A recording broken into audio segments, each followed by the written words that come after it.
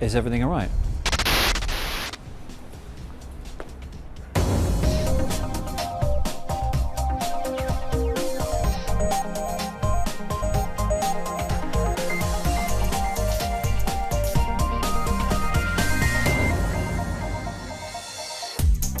This week on Click, we'll find out just how easy it is to control the everyday appliances around your home. Prepare to get arty as we enjoy a very different kind of gallery visit.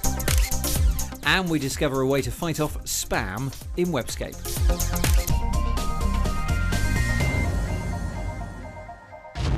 Welcome to Click, I'm Spencer Kelly.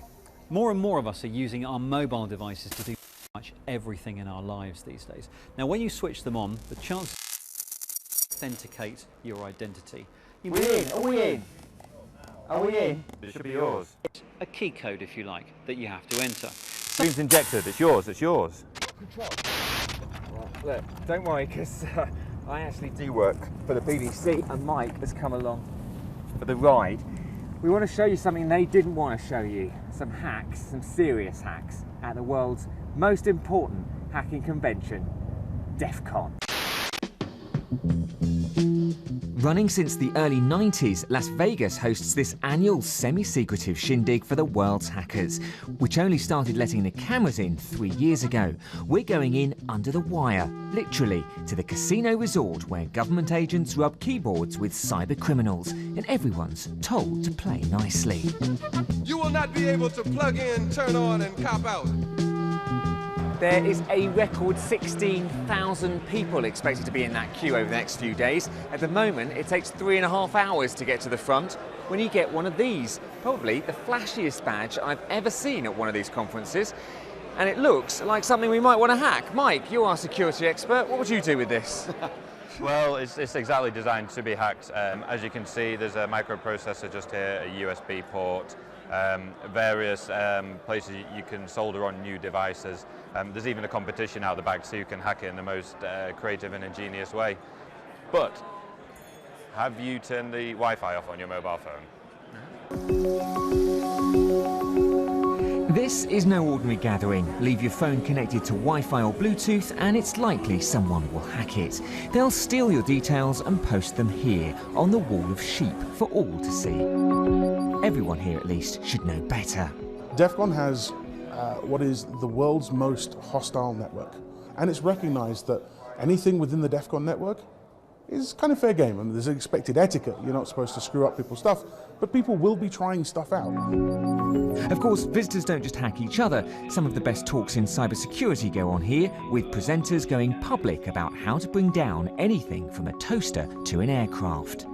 These guys specialise in cars. This year they've tested 25 models and ranked them on how easy they are to hack. In the past, they've taken over the brakes and steering controls by plugging in their laptop. So here is the no brake attack. So I can't stop right now. I'm moving along here. So obviously that's a very dangerous attack. So far, there's not a lot of risk, so it's pretty hard to hack a car.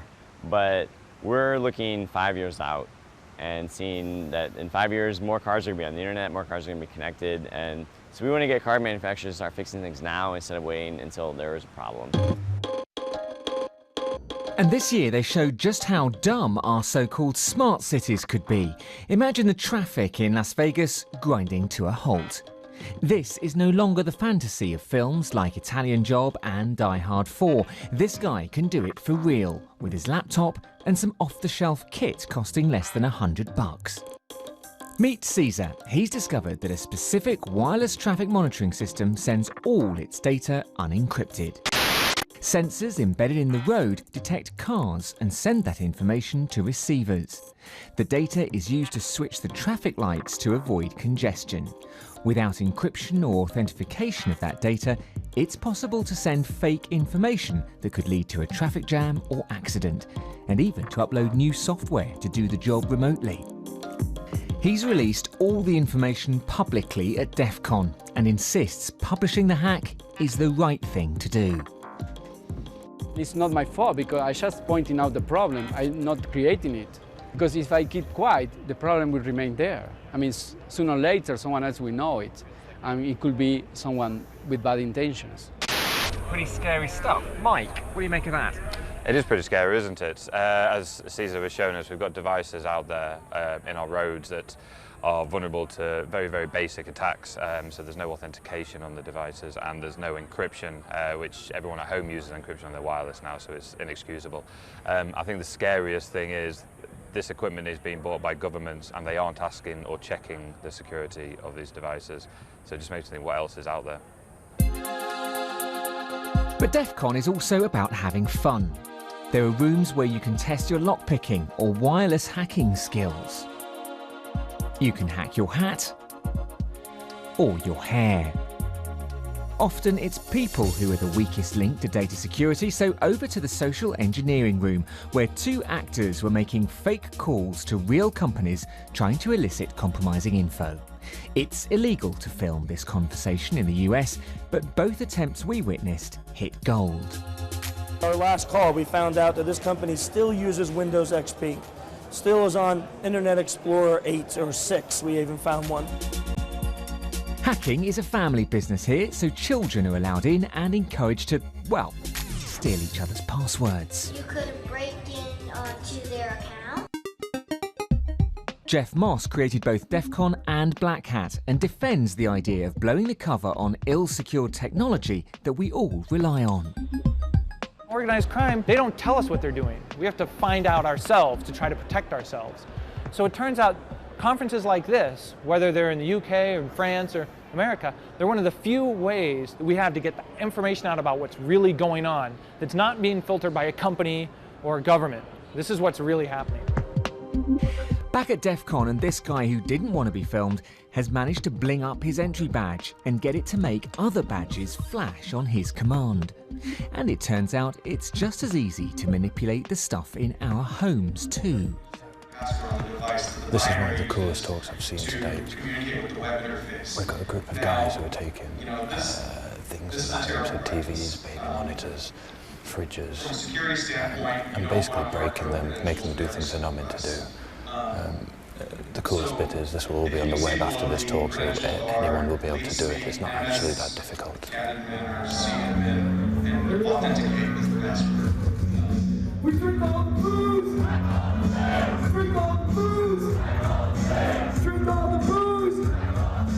Perhaps Drink All the Booze, Hack All the Things sums up this unique party-style gathering.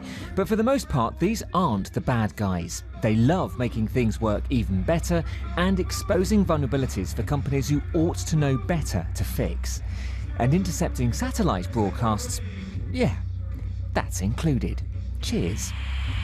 I guess we'll have to wait to see whether the manufacturers include it in their latest updates. Now, I hope you found that as fascinating as I did. Coming up next, a look at this week's tech news. What do you mean they didn't see it? British football club Manchester United have banned fans from bringing tablets and laptops to matches at its stadium. The move comes after similar rules were brought into effect at airports. The club said the changes were not related to concerns about fans recording matches, but rather in response to unspecified security intelligence. On the plus side, at least you'll be able to see the match now without all those fondle slabs blocking your view. And speaking of Sony, several months after its announcement at E3, the company has finally revealed the launch dates and price for its PlayStation TV. The micro console has already been available in Japan since last year, but will now go on sale in the US on the 14th of October, and in the UK a full month later. And finally, behold, the salmon cannon. This vacuum and tube system fires fish at up to 22 miles an hour over man-made dams, helping salmon migrate upstream. The concept, developed by Washington-based Whoosh Innovations, relies on a change in pressure within the tube, forcing the fish to accelerate upwards. Originally designed to transport fragile goods like fresh fruit, the new system can transport up to 45 salmon per minute and can be streamlined to allow for voluntary entry.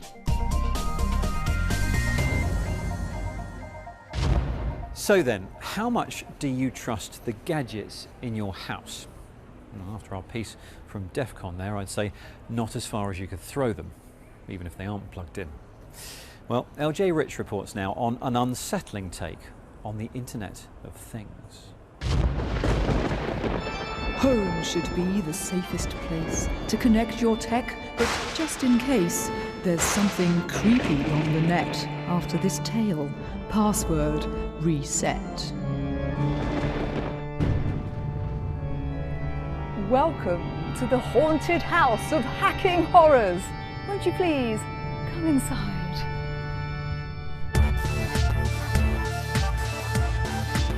Yes, around every corner of this suburban home lurks a hacker.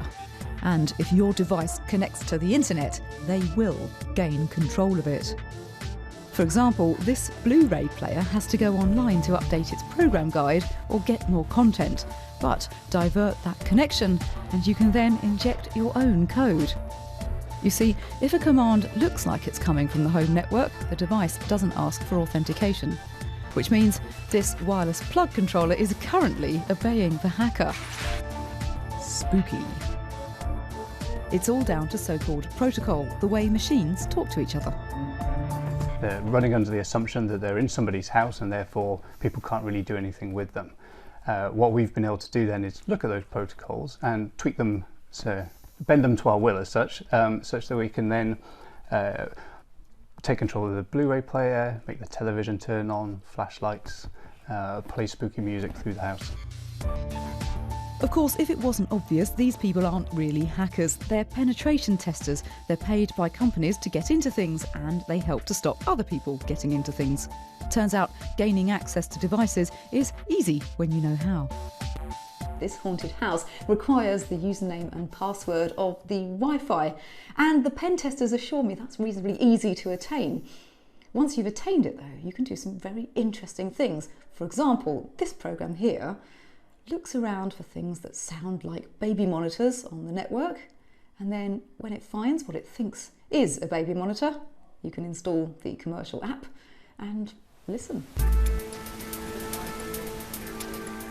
Another shocking example, if you haven't put a password on your internet viewable webcam, it's possible for anyone to just invite themselves in. They just need your IP address, that's the internet equivalent of a postcode. The problem is the balance between ease of use and security. Most of this tech is reasonably complicated, and so the manufacturers try to make it a little bit easier for you to set up and configure. And as people don't understand security, it's the social configuration piece that kind of makes them really, really vulnerable. So we see that as a massive area for compromise. Now, before panicking and throwing everything away, this is easy to fix. Just change the default username and password when you set these gadgets up. And your password should be hard for other people to figure out. Because once hackers get hold of them, they could even steal your car. This BMW i3 is at the cutting edge of vehicle tech, allowing entry via an app. We think there are some security issues with the way that you sign up to the application. And that, if you know what you're doing, you know about your victim, your target, you can do a little bit of research about them. We think there is potential to be able to intercept that information, configure an application on the phone, and then use that to unlock and steal a car. This works because most people unwittingly give clues to their passwords on social media sites, pets, sports teams, and so on. And with an easy-to-guess username on BMW's app, Ken here can not only get into his friend's vehicle, he can make off with it. Come back, Ken! The main way to defend against these hacks is to be more secure than next door. The moral of this story: make your password hard to guess. For social updates, just post less. Perhaps then you'll feel more serene and guard from ghosts in the machine.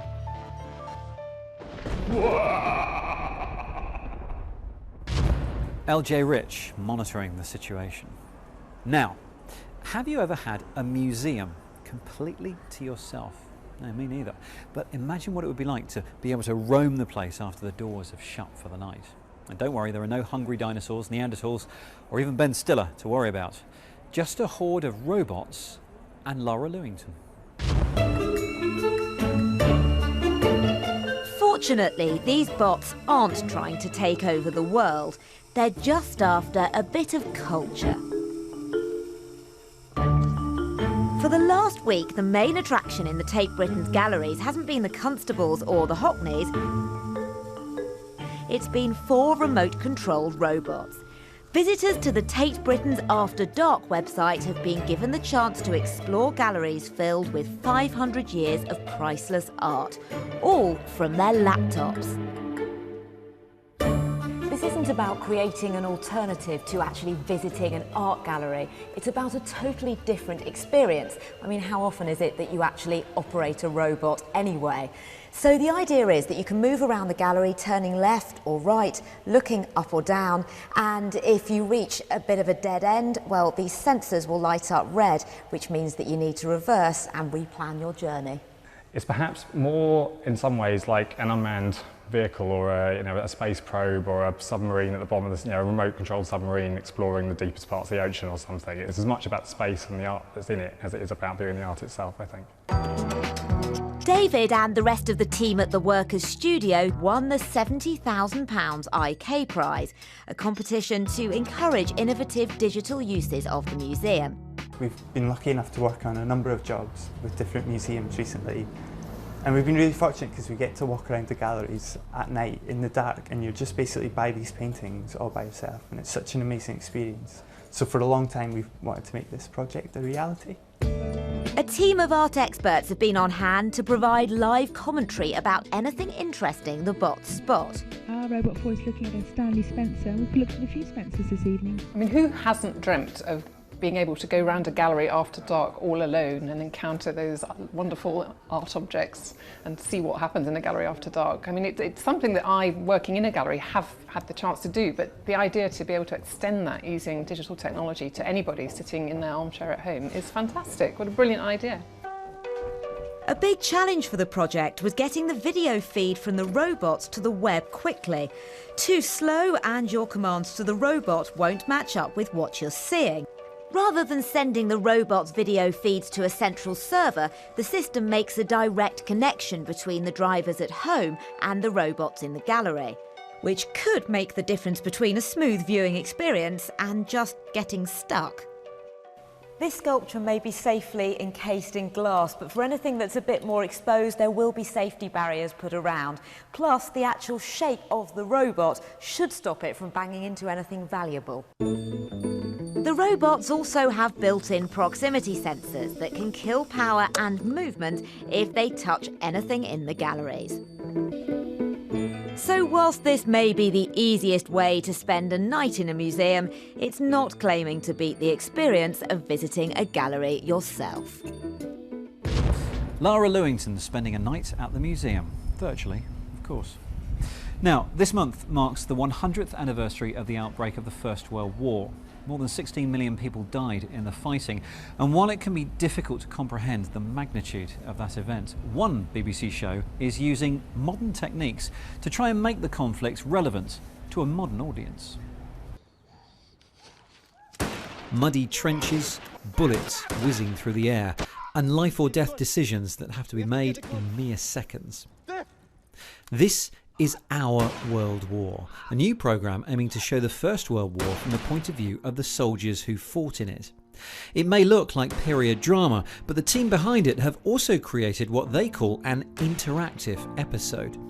It's bringing elements of a game, although it's not really a game, elements of a game and story together to present you with an experience that if you're 16 to 24, you recognise and you perhaps, I'd like to think, become more engaged with because you have a role to play. You go from being viewer to participant, and that should be, I think, very satisfying.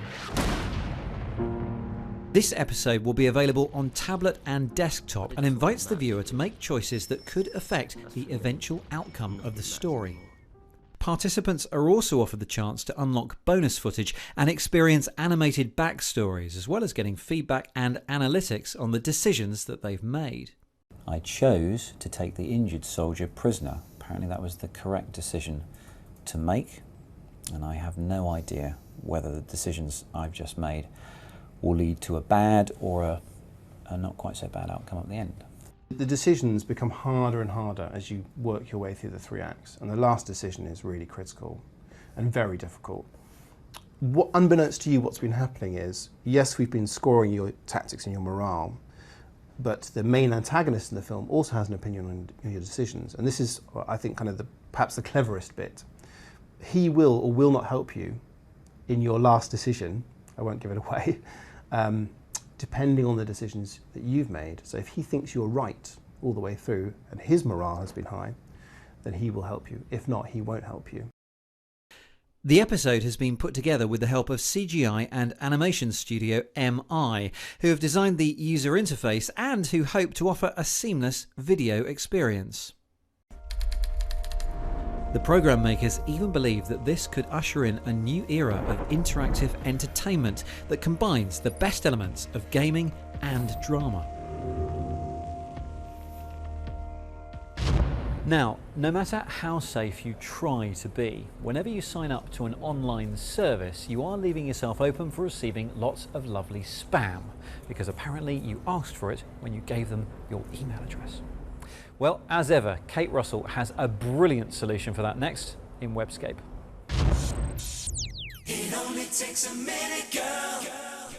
Yes, Spencer, this really is the simplest solution. If you're fed up with getting spam from websites that ask you for an email address to confirm your registration, try 10-Minute Mail instead, which serves you up a temporary inbox to grab that registration link before it vanishes into the ether.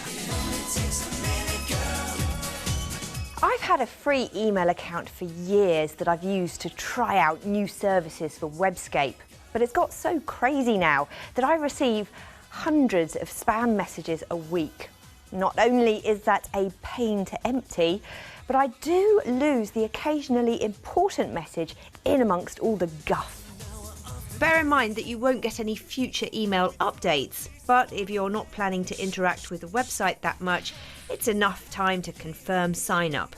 If you do need more time, there is the option to extend for 10 minutes. It only takes a minute, girl. About 50 earthquakes a day are registered globally, but it's estimated millions occur each year that are too weak to be recorded. I feel the earth move under my iSeismometer is a free app that turns your smartphone into a seismometer, detecting vibrations in real time and displaying the strength of the tremor on a graph. So, the next time someone asks you if the earth moved, you can give an accurate reply. Boink is an Android app that lets you harness the unused computing power of your handset to study diseases, predict global warming, or discover distant pulsars. There's a good selection of well and lesser known scientific projects to sign up with, covering disciplines like astrophysics, cosmology, mathematics, and seismology. The app won't have your phone do any computing until it's connected to a power supply and charged to 90%, so there's no risk of running the batteries dry unexpectedly. tumbling down, tumbling down.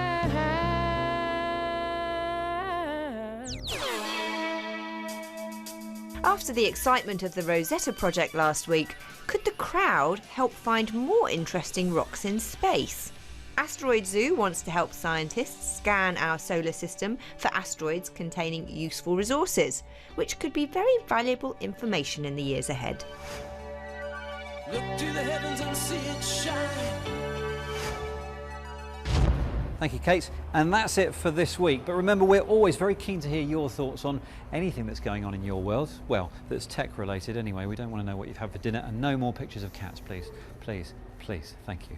You can get hold of us on Google+, Facebook and Twitter at BBC Click. We're also on the good old email, click@bbc.co.uk. Thanks for watching, and we'll see you next time. No cats. Thanks.